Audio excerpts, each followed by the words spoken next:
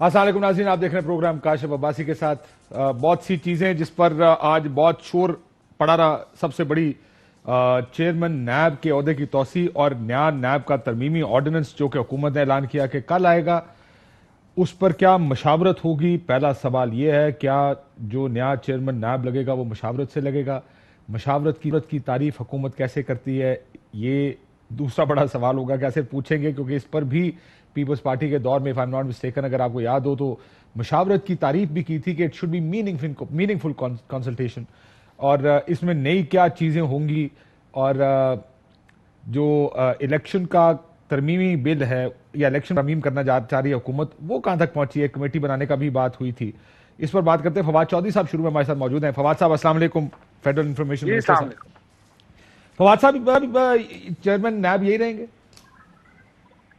देखिए जी, मसला क्या है? मसला ये है कि ये जब नैब लॉ बना है, ये इसमें जो अपॉइंटमेंट की प्रिजम्पशन है वो ये है कि लीडर ऑफ द हाउस और लीडर ऑफ द अपोजिशन जो है वो दोनों कभी नैब के मुल्जिम नहीं होंगे। लिहाजा वो आपस में कंसल्टेशन करेंगे और वो चेयरमैन लगाएंगे। ठीक। अब यहाँ मसला ये आ गया है कि जो लीडर ऑफ अपोजिशन है शहबाज शरीफ साहब, उनको नैब ने इन्वेस्टिगेट किया। नैब ने उनके ऊपर 7 अरब 33 करोड़ का रेफरेंस दायर किया और इसके अलावा भी इन्वेस्टिगेशन में वो शामिल हैं। अब सवाल ये है कि क्या जो जिसके खिलाफ इन्वेस्टिगेशन हो रही है उससे पूछ के कि अगला चेयरमैन कौन होना चाहिए, आपका तफ्तीशी कौन होना चाहिए, लगाना चाहिए? Answer is no. लिहाजा लॉ का प्रॉब्लम यह है कि वो यहाँ आके रुक जाता है। अब जो ऑर्डिनेंस हमने तजवीज़ किया है जो कल आएगा, उसमें हम बुनियादी तौर के ऊपर ये जो मुशावरत का मैकेनिज्म है इसको हम बढ़ा रहे हैं या बदल रहे हैं। कि जिस तरह से इलेक्शन कमीशन के अंदर एक पार्लियामेंट्री कमेटी है जो फैसला कर लेती है कि कैसे हमने आगे जाना है, यहाँ पे भी हम चाहते हैं कि इस तरह की एक इलेक्शन की कमेटी बन जाए एक पार्लियामेंट के अंदर, जो कि इस कंसल्टेशन के प्रोसेस को एक इंस्टीट्यूशनलाइज कर सके और हम एक अपोजिशन और गवर्नमेंट की जो मुशावरत का जो प्रिंसिपल है उसको भी प्रिजर्व कर लें और इसको जो है इनलार्ज करके कंसल्टेशन को हम आगे ले जाएं। बिल्कुल ठीक। लेकिन अब आपकी गुफ्तगू सुन के आप कहते हैं कि शहबाज शरीफ साहब पर रेफरेंस दायर किया है नैब ने, तो एक बात आपने तय कर ली है कि शहबाज शरीफ साहब से कंसल्टेशन नहीं होगी। नहीं, उनसे कंसल्टेशन नहीं हो सकती ना। उनसे कंसल्टेशन होनी होती तो फिर तो लॉ में अमेंडमेंट की जरूरत ही नहीं है।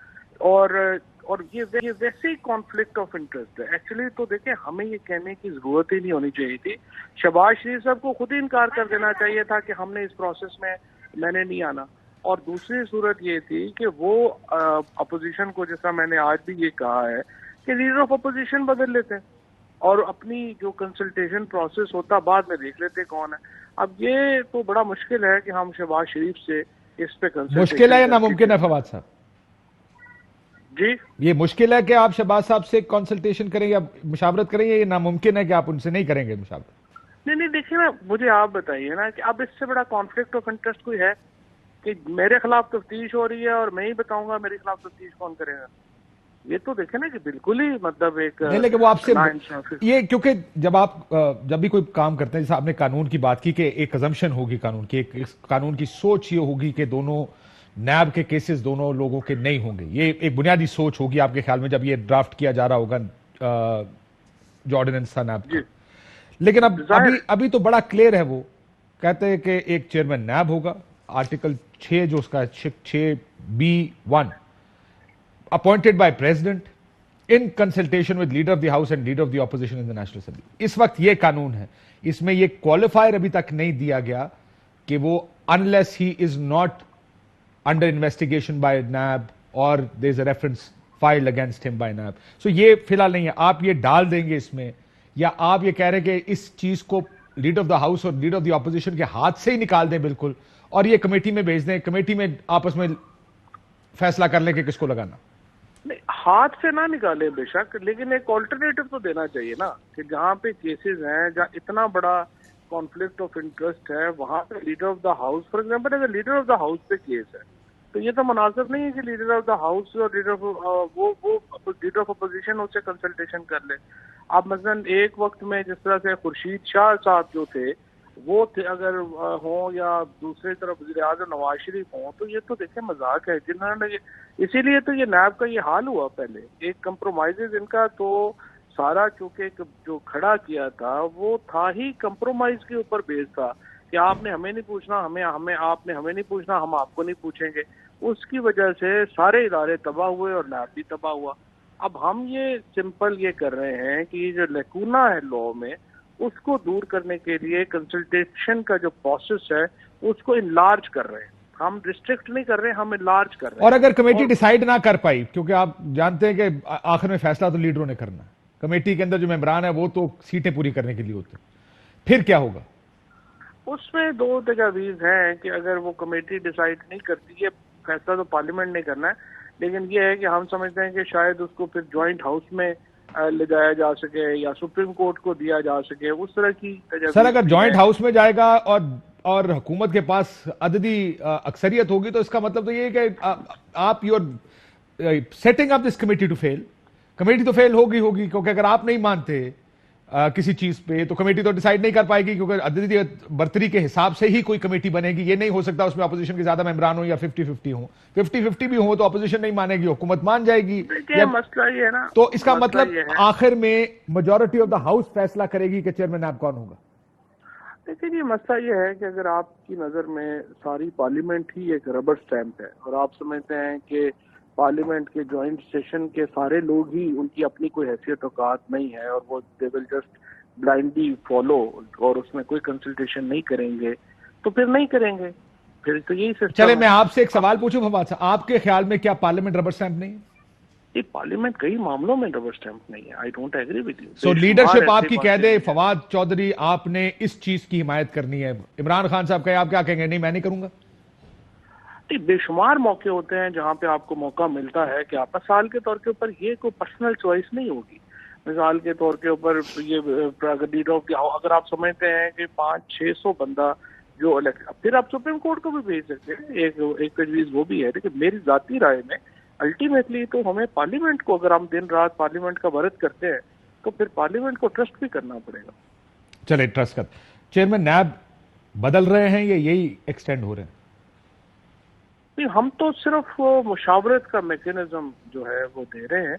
बाकी जो उसमें लॉज हैं वो जाहिर है कि वो ये जरूर है कि जब तक वो आगे नहीं होगा, वो तो जब तक नया एंट्रेंट नहीं होता उस वक्त तक वो कंटिन्यू करें। अच्छा, अब आप कह रहे हैं कि कानूनी लकून जब तक नया चेयरमैन नैब इलेक्ट नहीं होगा उस वक्त तक जस्टिस रिटायर्ड जावेद इकबाल साहब चेयरमैन नैब रहेंगे। आप एक ऑर्डिनेंस लेकर आएंगे, प्रॉब्ली एक कमेटी बनाएंगे, उस कमेटी में शायद 3 महीने 4 महीने तक मुशावरत, क्योंकि इसको टेबल भी करना है, उसको असेंबली से पास भी कराना है इस कानून को।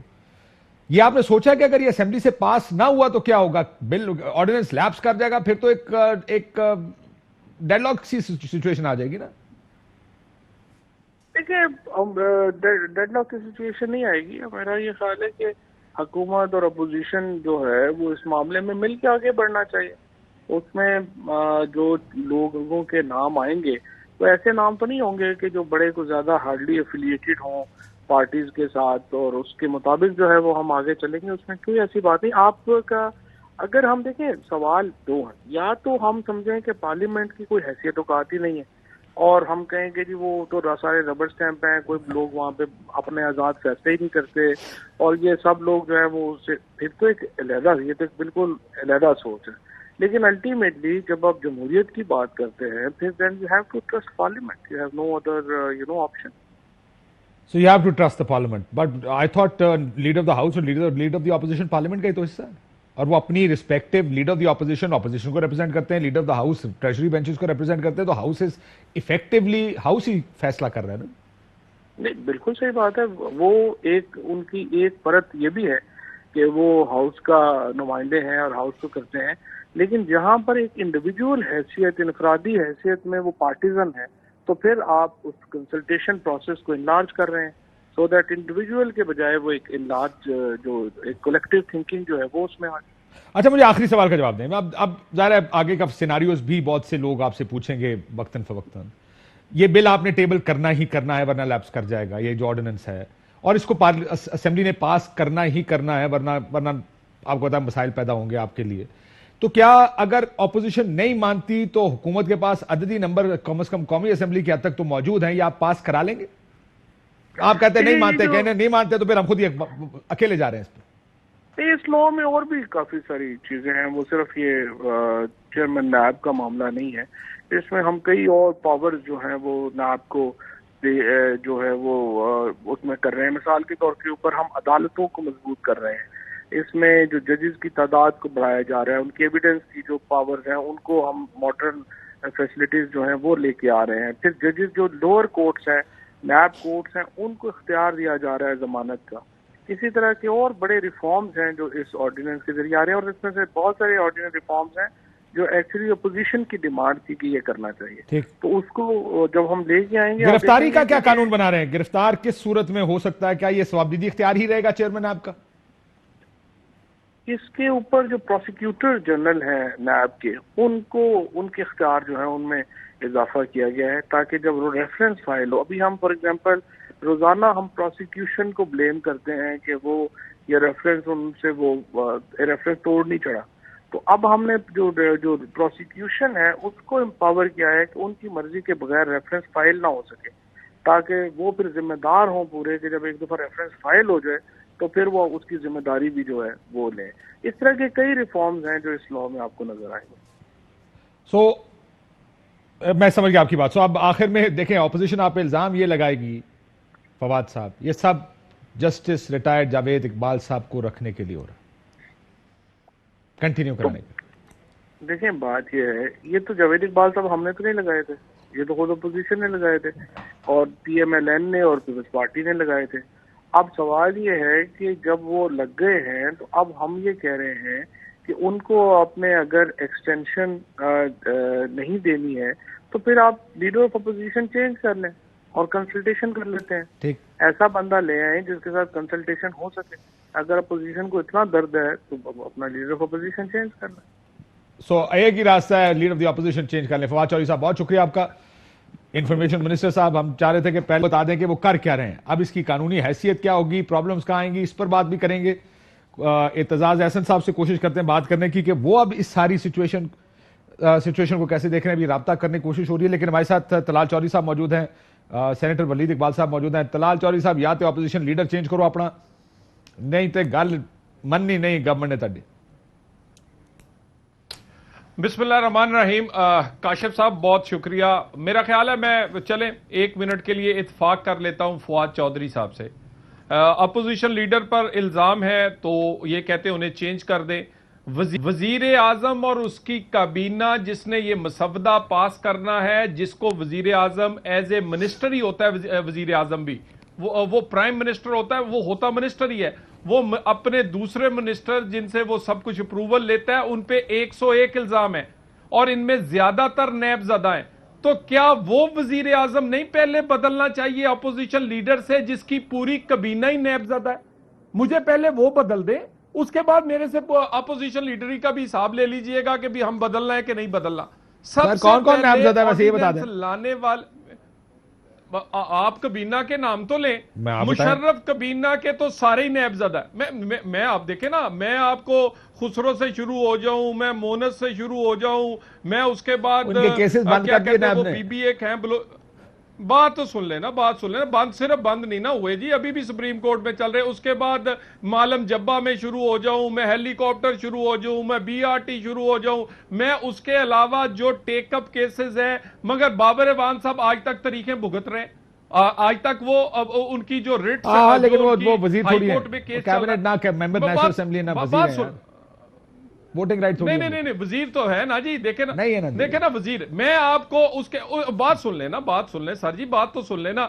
मसलन मैं आपको इनके नीचे जो है, अब अगर सूबे में आ जाए तो वजीर आला में गिनवा देता हूं, वजीर गिनवा दे। अब 1 मिनट, तमाम वो वजीर जो कि नैबज़दा हैं और उनका वजीर आजम क्या नैबज़दा वजीरों को प्रोटेक्ट करने के लिए एक ऐसा चेयरमैन नैब लगाना चाहता है जो उसके वजीरों को और उसकी हुकूमत को बचाए।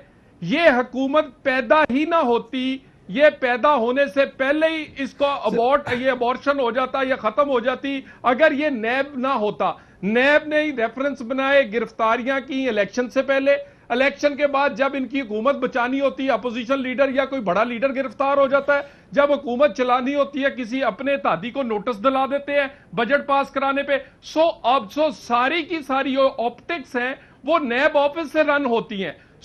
नैब ऑफिस जरूरी है इस हुकूमत को चलाने के लिए, इस हुकूमत के चलता रहने के लिए। इमरान खान क्योंकि खुद मसला अब तोशा खाना है।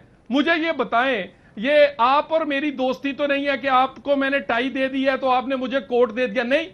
वो कहां करोड़ों के जो चीजें हैं वो कहते हैं हम मानते ही नहीं भाई, उसका मैं कहां लेके जाऊंगा? मेरे खिलाफ तो रेफरेंस चल रहे हैं ना तोशा खाने के। तो आप ये कह रहे हैं कि ये खाना चेयरमैन ही नैब की एक्सटेंशन हुकूमत अपने फायदे के लिए करना चाह रही है, ना कि असूलों के लिए।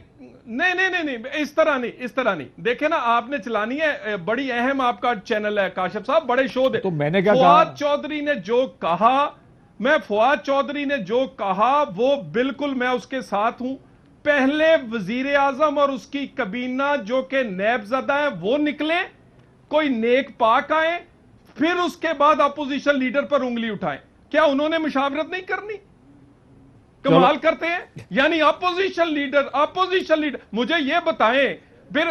ये तो कहते हैं जी इन पे बड़ा इल्जाम है, बहुत बड़ी बड़ी अपॉइंटमेंट्स मियां नवाज शरीफ करके गए, उन पे इल्जामात थे, बाद में आपने निकाल भी दिया, फिर उन सबको भी निकाल के बाहर कर दें। मैं चीफ ऑफ आर्मी स्टाफ से लेकर सबको गिनवा देता हूं। और क्या बच्चों वाली बात करते हैं आपके? अच्छा जी, मैं जी लेके आ रहा हूं ऑर्डिनेंस, आराम से, मेरा मतलब गोल मुंह से आप ना झूठी बात कर रहे, हम ऐसा करेंगे, मुशावरत का लेवल बढ़ा रहे, हम फलाना कर रहे। आखिर में आपने एक सवाल पूछा और क्लीन बोल्ड कर दिया, क्या जवेद इकबाल को रखना चाह रहे हैं? हाँ, बस उस पर भी जवाब नहीं आया। और भाई बात ये है, आप सारा कुछ ये जो कान इधर से पकड़ रहे हैं, ये सिर्फ जवेद इकबाल को कंटिन्यू करवाएं ताकि ना मालम जब्बा में हो, ना हेलीकॉप्टर हो, ना बीआरटी हो, ना चीनी हो, ना आटा हो, ना तोशा खाना हो, यानी साड़ियां मौजा रहन, हुकूमत चलती रवे, अपोजिशन फड़ी जाइए ते अपना इन्हां दी मुंह बंद करी जाइए। वलीद इकबाल साहब ये केस बना दिया अपोजिशन ने अपना आपके सामने कि वो असल मकसद ये नहीं है कि अपोजिशन लीडर क्योंकि उनके ऊपर केसेस हैं, कॉन्फ्लिक्ट ऑफ इंटरेस्ट है, बल्कि असल वो ये कहते हैं कि असल मसला ये है कि आप अपनी हुकूमत बचाने के लिए, ताकि केसेस ना बने आपके बुजरा पर, इस वजह से आप चेयरमैन नैब को कंटिन्यू कराना चाहते हैं। और ये सारा जो गोरख धंधा है ये सिर्फ उन एक पोजीशन को कंटिन्यू कराने के लिए। अच्छा जी, सबसे पहले मैं एक बात अर्ज करूं कि आई डोंट नो व्हाई कि पिछले 3-4 दिन से मुझे मुसलसल मेरी और तलाल चौधरी साहब की जोड़ी बनाई जा रही है, और आज जाती है सर, बनाता नहीं है, लग रहे हैं। अल्लाह तवक्कल हो जाती है सर। अच्छा नहीं जी, क्योंकि मेरे साथ अक्सर खुर्रम दस्तगीर साहब होते हैं, उनका एक और अंदाज़े बयान है। बहरहाल आज मैंने देखा है कि तलाल साहब बहुत जज्बाती हैं। सबसे पहले मैं ये अर्ज करना चाहता हूँ कि क्योंकि उन्होंने आखिरी बात वो मौजूदा जो नायब चेयरमैन है उनके बारे में की, चलें थोड़ा सा उसके भी बैकग्राउंड में जाना चाहिए ना। वो भी तो दिलचस्प बात है कि उनका तकर्रर किसने किया था। उनका तकर्रर शाहिद खाकान अब्बासी साहब एक तरफ और दूसरी तरफ खुर्शीद शाह साहब थे। एक तो ये आई डोंट नो इनके हालांकि उनके तकर्रर में कोई इस गवर्नमेंट का, मौजूदा गवर्नमेंट का या प्राइम मिनिस्टर इमरान खान का कोई रोल नहीं था। सर आप चले मुझे एक बात बताएं वलीद साहब, मुसलसल आप एसी चेयरमैन को कंटिन्यू करवाना चाहते हैं? देखें जी, मैं उसकी आपको वजह बयान करता हूं। जो फवाद चौधरी, देखें मैंने वो ऑर्डिनेंस नहीं देखा क्योंकि वो अभी तक मंजर आम पे नहीं आया, और मैं उस कमेटी का हिस्सा नहीं हूं जिसमें फवाद चौधरी साहब और अटॉर्नी जनरल और लॉ मिनिस्टर अभी कुछ देर पहले आपके चैनल पे ही आए हुए थे, तो उनकी भी मैंने कुछ बातें सुनी है। तो मुझे इतनी ज़्यादा विजिबिलिटी उस पर नहीं है, लेकिन ये बात ज़रूर मेरे ख्याल का ये अहमियत की हामिल बात है कि एक इदारे में तसलसल और कंटिन्यूटी होना ज़रूरी है। इस वक्त जो पॉलिटिकली नजर आ रहा है वो ये है कि गवर्नमेंट और ऑपोजिशन प्राइम मिनिस्टर की एक्सटेंशन का कोई कानून है वैसे पाकिस्तान में, या उसके लिए भी ऑर्डिनेंस लाना पड़ेगा? जी नहीं जी, कंटिन्यूटी बड़ी जरूरी है सर। दिया फिर से दोहराएं। मैं कहा वजीर आजम साहब कल तो आप कहेंगे तसलसल बड़ा जरूरी है, वजीर आजम को भी कंटिन्यूटी चाहिए, 5 साल और दें। नहीं, वो देखें, वो मैं अर्ज करता हूं कि वो देखें, इमरान खान साहब के बयान दर बयान मौजूद हैं सर, के अफराद नहीं इदारे अहम होते हैं, डिस्पेंसिबल, वही ये ना, तो मैं हम यही तो मिसालें अर्ज कर दे रहा दे हूं। थक नहीं, गए, नहीं, कब्रिस्तान भरे मैं- पड़े ऐसे मैं- लोगों से जिनके बारे में लोग समझते थे कि इनके बगैर कोई चीज या कोई इदारा नहीं चल सकता। क्यों आप कहते हैं कि इनके इनके नहीं, नहीं, नहीं, नहीं, नहीं, एक मैं जस्टिस ये साहब के नहीं, बगैर नहीं, नहीं ये- चल सकती ना? आप मैं जस्टिफाई करें ना उसको, चले नहीं, ब्रेक ये के बाद नहीं, जस्टिफाई मैं कर बात ले, मैं एक कुछ और ब्रेक ले कर लूं, रहा हूं। ब्रेक के बाद इसको जस्टिफाई करेगा। आप कह रहे हैं कि जनाब वो तसलसल जरूरी है, किस लिए आपका ख्याल है? ये सवाल पूछ रहा हूं आपसे, क्या जावेद इकबाल साहब के अलावा कोई शख्स नैब को इस ऐसे तरीके से नहीं चला पाएगा आपके ख्याल में? इसका जवाब दीजिएगा। एक ब्रेक लेते हैं, ब्रेक बाद वेलकम बैक नाज़रीन। वलीद इकबाल साहब, अब चले वापस इशू की तरफ आते हैं। मादी नजर में सारी एक्सरसाइज चेयरमैन नैब को कंटिन्यू करवाने के लिए कमेटी बनेगी, कमेटी फैसला नहीं कर पाएगी, कोई एग्री नहीं करेगा, तब तक चेयरमैन नैब कंटिन्यू करेंगे, वगैरह वगैरह वगैरह। सो दैट्स द मोटिव, तो यही लग रहा है इसमें। नहीं, ये फेयर कमेंट नहीं है जी। सब वजीर कानून ने कहा, शुरू करता हूँ वक्फे से पहले जामे था। नहीं, मैं वजीर कानून ने जो भी कुछ कहा हो, आप जो कमेंट उस पर कर रहे हैं वो फेयर नहीं है कि जी ये सारा कुछ जो है वो किसी मकसद के लिए है, किसी खास मकसद के लिए। मैं आपको, मुझे ज़रा इजाज़त दें आप, मैं सबसे पहले आपको ये बताना चाह रहा था अभी ब्रेक से पहले भी कि इसमें एक तो डेडलॉक नज़र आ रहा है। ये तो वाज़ेह है आपको, हुकूमत और अपोजिशन के दरमियान जो इस पर गुफ्तो शनीद होना या ना होना का जो इस वक्त कैफियत है वो सबको पता है। तो अगर इसमें डेडलॉक जो है, और डेडलॉक अगर कोई गैर मुय्यना मुद्दत तक है, तो इदारे में तसलसल कायम रखने के लिए इसमें कोई नाजायज़ बात नहीं है कि जो उसके सिटिंग चेयरमैन हैं वो उस वक्त तक अपने फ़राइज़ सर अंजाम देते रहेंगे जब तक कोई नया तकर्रुर नहीं होता। ये एक बात है। अब आप पूछ रहे हैं कि जी इनके साथ कोई ऐसी खास बात क्या है, हमारा कोई अपना उसमें मतलब है या कोई हमारा अपना कोई उसमें वो मफादात जो हैं वो उससे सूट होते हैं। मैं सिर्फ आपको बयान करता हूँ। पहली बात, ये नैब का कन्विक्शन रेट जो है इस वक्त इनकी क़यादत में, वो ज़्याद हो या बकर हो, मैं वैसे ही कह रहा हूँ, नैब का कन्विक्शन रेट 66 से लेके 70% तक रहा है। कन्विक्शन रेट या पिछले 3 रिकवरी सालों रेट में। सर, दोनों में फर्क है। रिकवरी ज्यादा है, कन्विक्शन कौन सी की है? नहीं, मैं उस पर भी आता हूं। मैं ये 3 बातें बताना चाहता हूं। Number 1, conviction rate has been between 66 to 70%। मुख्तलिफ, पहले साल में 70% था, फिर 66.8, 68.8, पहली बात। दूसरी बात, 3 सालों में रिकवरी जो की है नैब ने वो 538 अरब रुपए है जो 3 सालों में की है, और ये अभी अगस्त का डेटा है। सर अगर एक सेकंड इधर ही रुक जाए, इजाज साहब जनवरी मौजूद है, मैं जरा 2000 कानूनी नुकता, आप या अभी आप ज़ाहिर है इसकी बात करेंगे, नहीं, कितनी मुझे- रिकवरी कितनी है, मेरे- मैं जरा इजाज साहब से कानूनी नुकात पूछ लूं 2-4। इजाज साहब अस्सलाम वालेकुम। सुन ले, तीसरी बात ने वालेकुम सलाम। इजाज साहब, सबसे पहली, क्या इनकी एक्सटेंशन हो सकती है नैब चेयरमैन की? जी नैब चेयरमैन की एक्सटेंशन हो सकती है सर? जी नहीं हो सकती। सिंपल जवाब, नहीं हो सकती। अगर कमेटी बनाती है गवर्नमेंट, अब गवर्नमेंट रास्ते निकाल रही है, वो कहते हैं हम कमेटी बनाएंगे, कमेटी जब तक फैसला नहीं करती तब तक ये कंटिन्यू करेंगे, क्या इस सूरत में वो कंटिन्यू कर सकते हैं? नहीं, वो कंटिन्यू नहीं कर सकते, उनकी नॉन एक्सटेंडेबल है। ऑर्डिनेंस ला सकते हैं ये, लेकिन जहां तक ताल्लुक है इस चेयरमैन का, इस चेयरमैन की नैब के कलम में नैब की स्याही जो है वो 8 अक्टूबर को खत्म हो जानी है। सर मुझे एक बात समझाएं, आप ये कह रहे हैं ये नॉन एक्सटेंडेबल है, ऑर्डिनेंस लाते हैं और उसमें ये नहीं कहते कि हम चेयरमैन नैब को एक्सटेंड करें या किसी कानून के तहत, वॉट एवर द केसेस। जाहिर है उसमें या तो एक्सप्लिसिटली लिखना पड़ेगा बाय नेम कि हम इस करंट चेयरमैन नैब को एक्सटेंड कर रहे हैं। अगर नहीं लिखते, वो कहते हैं रास्ता कमेटी का है। वजीर कानून ये कह चुके कि अगर वो फैसला नहीं होता तब तक जाहिर है तसलसल की बात है, इनको कंटिन्यू करना पड़ेगा। आप कहते हैं वो कंटिन्यू भी नहीं कर सकते। सर नहीं, कंटिन्यू नहीं कर सकते, नॉन एक्सटेंडेबल है, वो एक दिन आगे नहीं चल सकता जब तक इस कानून में तरमीम न की जाए। और तरमीम कैसे सर? आप जिसको आप तरमीम की बात कर रहे हैं, तरमीम कानून के जरिए, आखिरकार ये आइन का आईनी ओहदा तो नहीं है ना, कानून के तहत होता है। सिंपल एक्ट ऑफ एक पार्लियामेंट, ऑर्डिनेंस है, ठीक है। ऑर्डिनेंस को ऑर्डिनेंस के जरिए तरमीम करेंगे। पर मैं ये बहुत पहले से कह रहा हूँ, बहुत पहले से कह चुका हूँ कि ये जाएगा मामला सुप्रीम कोर्ट में, ठीक है। और सुप्रीम कोर्ट में ज्यादा मुमकिन है कि हुकूमत को हजीमत उठानी पड़े इस सिलसिले में, और उनका अपॉइंटेड या मतलब है ये तो कंटिन्यू नहीं कर सकते, ये तो नॉन एक्सटेंडेबल है। जिस दिन इन्होंने टर्म ऑफ ऑफिस संभाली थी उस दिन से इनको ये मालूम था और ये कानून था। सवाल ये है कि क्या कानून मुअस्सर व माज़ी हो सकता है? रेट्रोस्पेक्टिव तो वो भी शायद नहीं हो सकता। और शायद ये जावेद इकबाल साहब चूंकि रेट्रोस्पेक्टिवली एम्पावर नहीं हो सकते, इसलिए ये चेयरमैन रह ही नहीं सकते।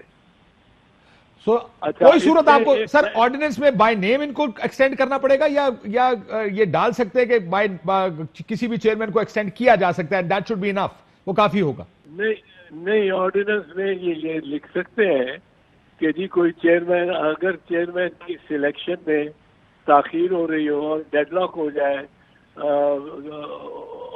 प्राइम मिनिस्टर और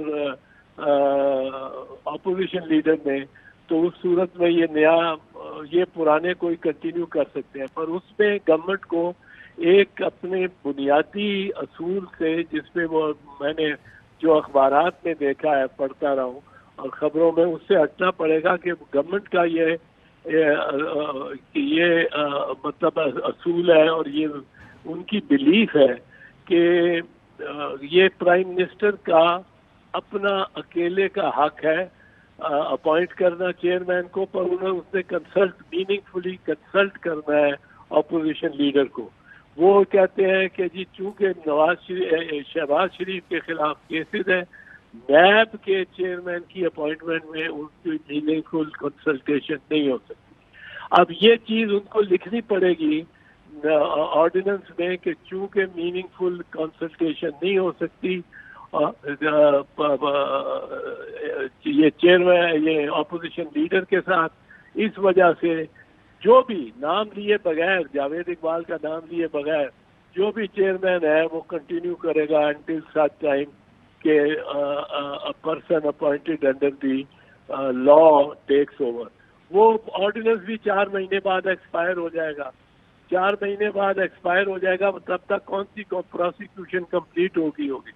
उससे पहले अपोजिशन यकीनन चली जाएगी सुप्रीम कोर्ट में, और सुप्रीम कोर्ट में मेरा ख्याल है गवर्नमेंट को शिकस्त होगी इस केस में। एतजाज साहब, आपको एक और वर्जन बताऊं जो भी फवाद साहब बता के गए। वो कहता है हम एक कमेटी बनाएंगे पार्लियामानी, उसमें हुकूमत और अपोजिशन के मेंबर होंगे, अगर वो अग्री कर गए तो ठीक, पर हम एक शिक डालेंगे आइन अपने जो नया ऑर्डिनेंस आ रहा है उसके जरिए कि अगर कमेटी कोई फैसला ना कर सकी तो ये मामला फिर जॉइंट हाउस के सामने जाएगा और जॉइंट हाउस की मेजॉरिटी फैसला करेगी। उन्होंने कहा कि पार्लियामेंट्री विजडम है, फिर पार्लियामान की अगर आप इतनी रट लगा के रखते हैं सारे कि पार्लियामेंट को सुप्रीम होना चाहिए, फिर पार्लियामेंट की सुप्रीमेसी को माने।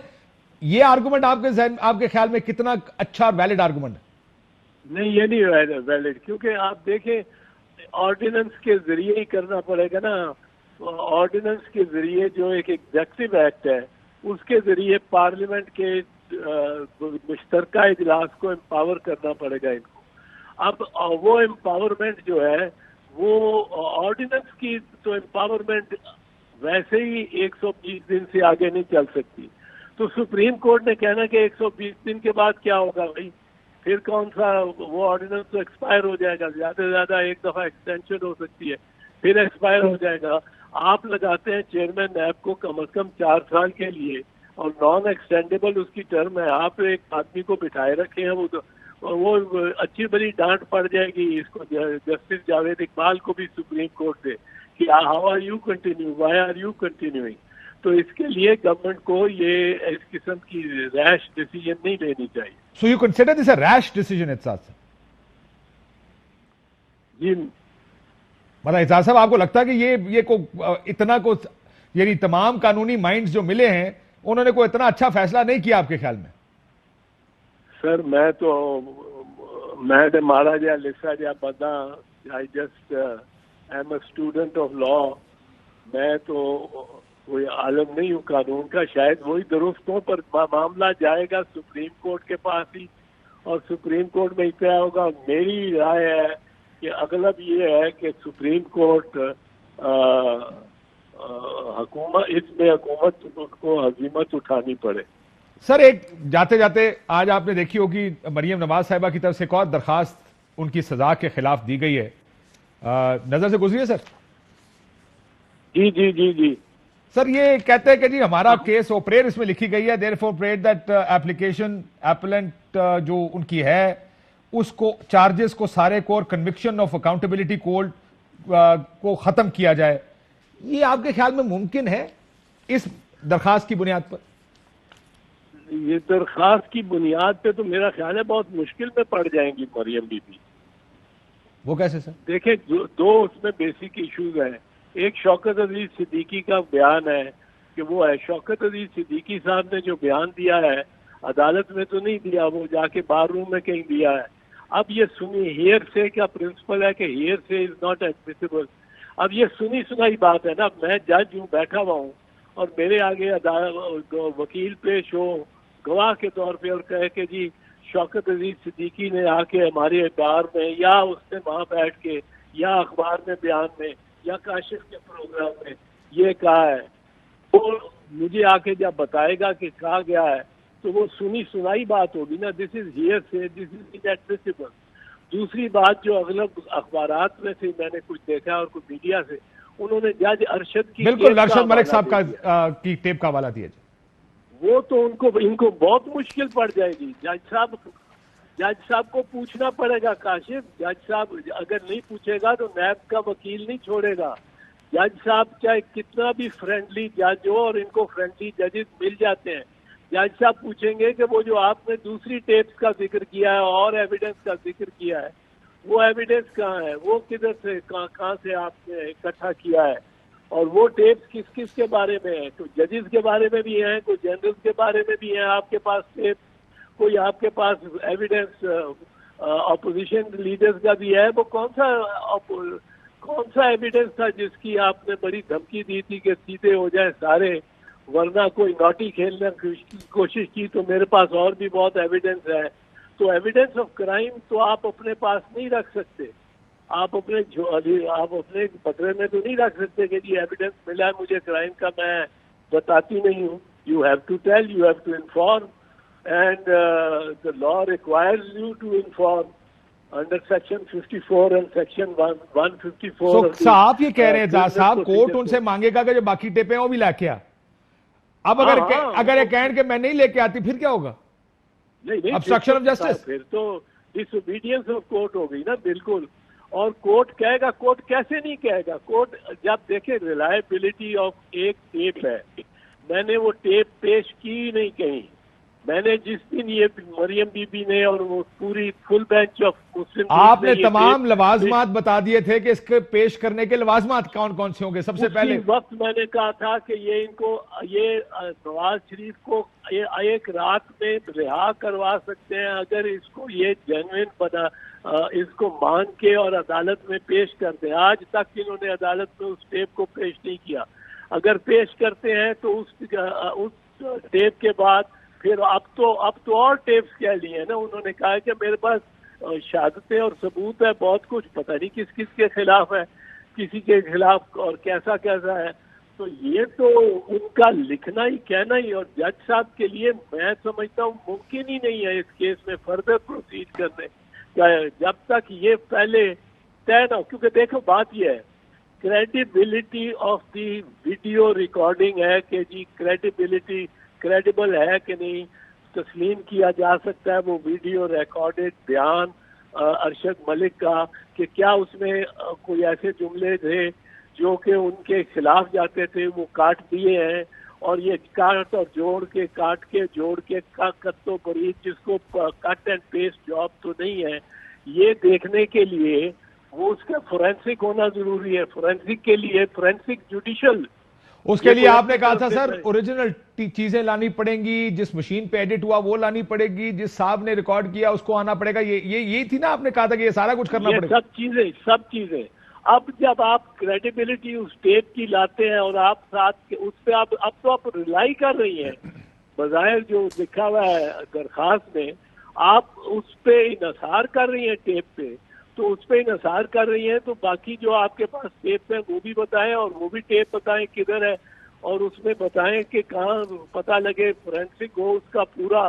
तो और वो एविडेंस जो इसके अलावा है आपके पास, वो किस किस के खिलाफ है, कैसा कैसा, वो कैसी कैसी शहादत है, सबूत किस बात का है, क्या उससे सर एक लाइन में आप कह रहे हैं औखा कम है, नहीं होता।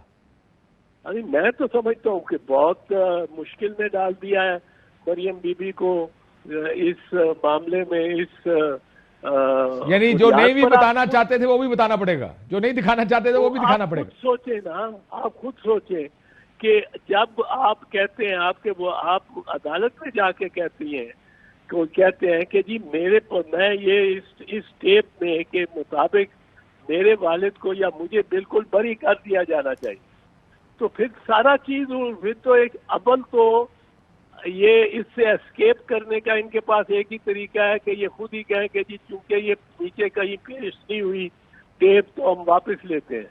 पर लेकिन इसके वापस लेने के अलावा ये जो आपका बयान है, जो नैब का वकील चलाएगा, अदालत में लेके जाएगा, आई एम श्योर वो लेके जाएगा, वो उसकी कॉपी, जो आपका बयान है कि मेरे पास बहुत सारी और सबूत है, वो सबूत जज साहब कहेंगे पता नहीं भाई मेरे खिलाफ है, तो किसके खिलाफ है, क्या है, किस किस्म की है, कितनी ब्लैकमेल उनसे हो सकती है, तो इसका मतलब मुसीबत पड़ जाएगी। दिखा। ठीक सर, मुझे ब्रेक लेनी है, वैसे इसके ऊपर मजीद कल या परसों बात करेंगे, ज़रा इसके ऊपर देखते हैं अब अदालत क्या कहती है। अभी तो दरखास्त एतराज लगा के वापस कर दी गई है कि ये जजेस इजाजत दे सकते हैं। ब्रेक लेते हैं, ब्रेक के बाद जरा अपने मेहमानों से पूछेंगे कि अब इतराज साहब का भी ख्याल है वलीद इकबाल साहब कि ये तो नहीं चलता मामला, और अगर तलाल साहब हुकूमत फिर भी ऑर्डिनेंस ले आती है तो क्या अदालत जाएंगे? एक ब्रेक लेते, ब्रेक के बाद वापस आते।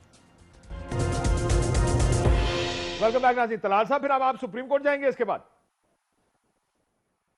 सर, सबसे पहले एतजाज एहसन साहब ने मरियम साहबा की एप्लीकेशन पे बात की है, तो मैं ये बता दूं कि एक तो शायद ही किसी में इतनी जुर्रत हो जो कि 70 साल में मरियम नवाज ने दिखाई है कि असल हकीकत लोगों को बताई है। मैं दूसरी बात बता दूं कि जस्टिस कयूम केस में एक ऑडियो टेप पर ये सब फैसले हुए, ये तो वीडियो है, और ये फोरेंसिक जो है, ये दुनिया की बेहतरीन जो कंपनीज हैं, जो अदारे हैं, वो यूके से हो चुकी है। इसकी पूरी टेपें हाई कोर्ट में जमा है। उसके बाद उसका जो मुद्दई जिसने बनाई थी वो तो बेचारे तरले मिनते कर रहे फिर रहे हैं कि 3 साल से मेरा केस ही नहीं लगा। सो वो जज साहब तो अल्लाह को हिसाब दे रहे होंगे, लेकिन उनके किए गए फैसले और जो जहां वो ब्लैकमेल हुए हैं, आज के दिन तक हम ये डिसाइड नहीं कर सके।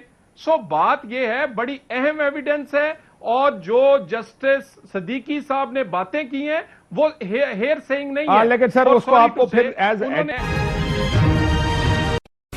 अहम तरीन खबरें अब एक क्लिक की दूरी पर।